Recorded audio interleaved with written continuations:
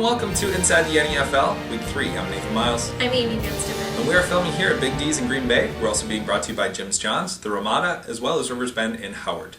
Week 2 saw a lot of action, including the crosstown rivals, the Crush pit against the Predators. We also have the Player of the Week, as well as our 2-minute drill, so let's get right into it. The Pioneers beat the Stampede 21-7 in St. Paul in Week 2. The Gladiators beat the Storm 21-12. The Force beat the Blast 28-2 up in Michigan. The Dragons narrowly beat the Spartans 22-21. The Giants edged the Phoenix 21-20, and the Preds annihilated the Crush 51-14 on Memorial Day weekend. The Week 2 Offensive Player of the Week is Tyler Benoit, running back for the Chippewa Valley Predators. Tyler had 76 yards and 2 touchdowns in a contest against the Crush. The Defensive Player of the Week is cornerback Terry Jones from the St. Paul Pioneers. He had 2 interceptions, including 1 for a touchdown return, in a victory over the Stampede. And now for our 2-minute drill. This week we're online with Jim Walsh, the defensive coordinator for the St. Paul Pioneers. Thanks for joining us, Jim. Yeah, no problem, Nate. Thank you.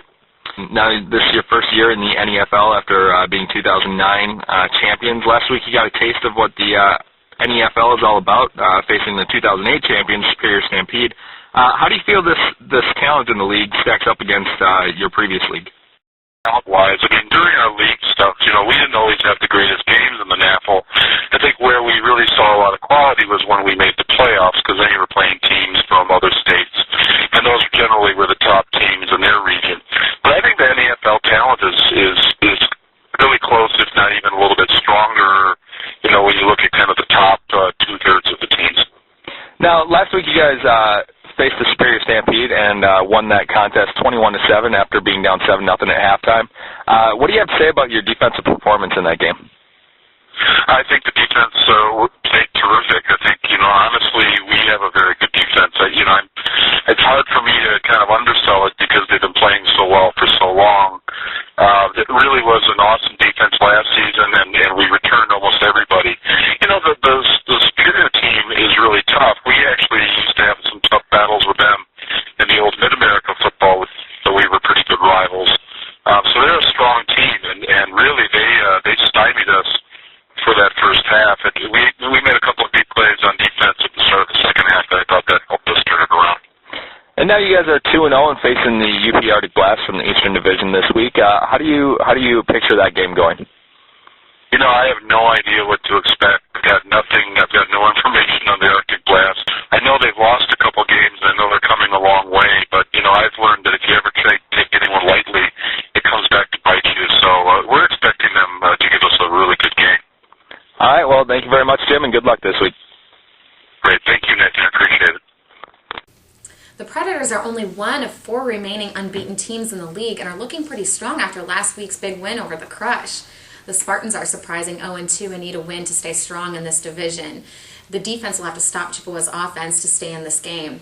The Predators at the Spartans at 4 p.m. this Saturday at D.C. Everest High School in Schofield, Wisconsin. This week begins cross-divisional play in the NEFL. The Gladiators are 2-0 so far, but face an extremely tough opponent this week in Superior. The Stampede are coming off of a close game against the Pioneers and open this one at home looking to stay in the hunt for the Western Division lead.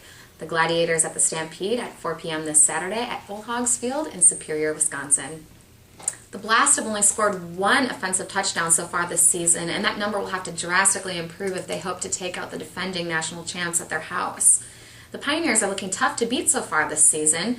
The defense has been impressive so far, having only surrendered 7 points in weeks 1 and 2. It should be a tune-up game for the Pioneers in week 3. The Blast at the Pioneers at 4 p.m. this Saturday at Humboldt High School in St. Paul, Minnesota. The Storm are still looking for that elusive first NEFL victory, but are edging closer after a close game last week. If they can weather the travel distance in this one, they may be able to pull out a win. The Phoenix nearly shocked the NEFL last week with a 1-point defeat against the Giants. Is this a sign of the team gelling better, or is it just a fluke? We'll find out this week as the Storm travels to the Phoenix at 4 p.m. this Saturday at East Ridge High School in Woodbury, Minnesota.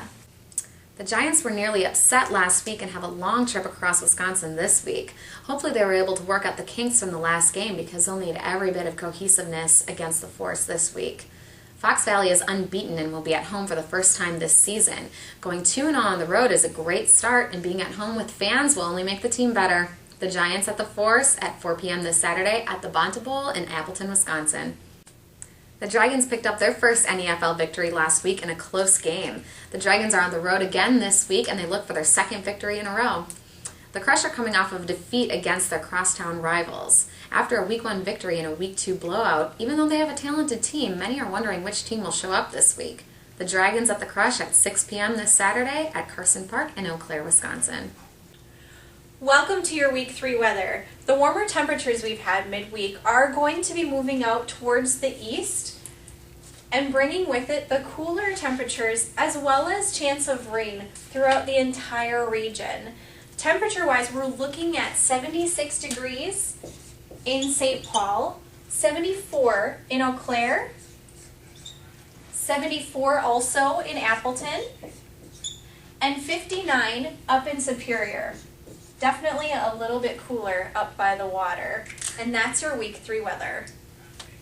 And that'll do it for us here at Inside the NEFL for Week 3. I'm Nathan Miles. I'm Amy Van Stippen. And we want to thank you for tuning in this week. Hopefully you tune in each and every week here at www.northernelitefootball.com. You can also subscribe to our YouTube channel. Play safe out there, guys. And always keep your eyes on the prize. We'll catch you next week. Okay.